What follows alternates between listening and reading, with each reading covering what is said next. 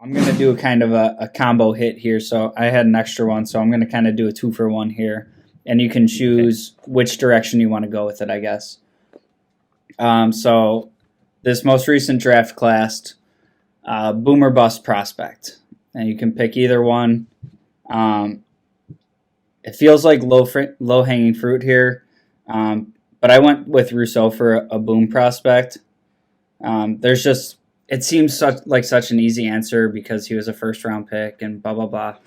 But there's so much out there about in college he got these give me sacks and tackles for loss because he just stayed active. Um, so much about like him needing to learn more technique and yada yada yada. You've seen it all. But for me, I kind of like look at something like that as like part of the knock on the guy is that he kept working till the whistle blew, and quote unquote lucked into some sacks. Well, that's what football is, isn't it? I played little league football, and the thing the coach yelled when we were breaking a huddle is, "When do we play?" And we yelled till the whistle blows. So I can't fault the guy for that. Do I think he's going to be lighting up quarterbacks week one? Probably not. But I think there's a chance that it's not like this 2, 3, 4 year projection that some people are putting out there that, we're not going to see any returns on the investments if we ever do for years.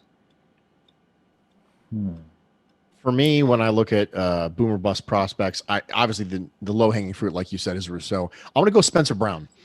And I think that Spencer Brown is a pick that you make because you believe in traits. When you have a player like Spencer Brown, you draft him for the same reason you draft Josh Allen. You draft him for the same reason you draft Tremaine Edmonds. You draft him for the same reason you draft Dawson Knox, which is you believe in the traits and the ability of your coaching staff to maximize those traits. Spencer Brown is one of them. Dawson Knox is one of them. Tremaine Edmonds is one of them. Josh Allen is one of them.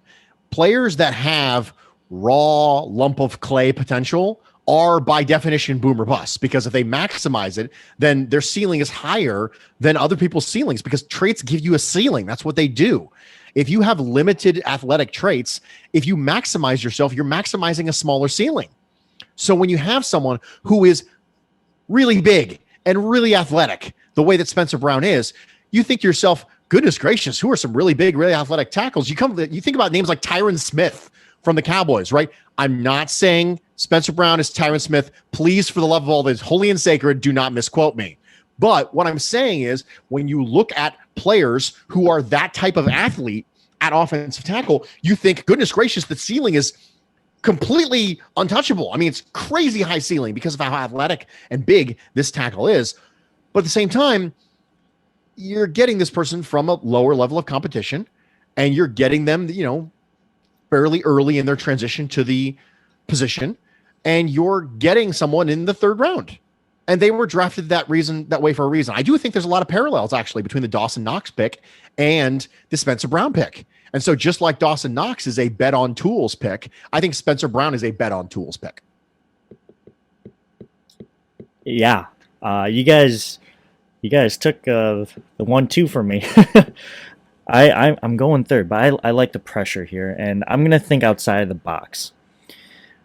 I am going to pick Damar Hamlin, and the reason why I pick him is because I think this coaching regime has a good history of training their defensive back safeties. Like you look at Sean McDermott, he's got that long list of people like Kurt Coleman. Who did we just let walk to go to the Lions? Dean Marlowe.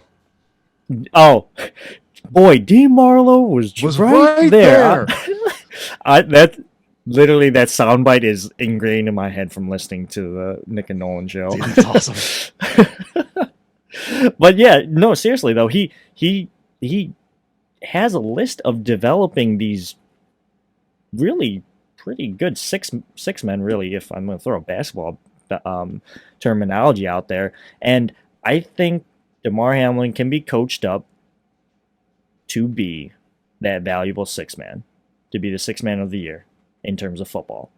So for that reason, if you're going to get that valuable player in the 6th round, that's a boom to me. That is a boom.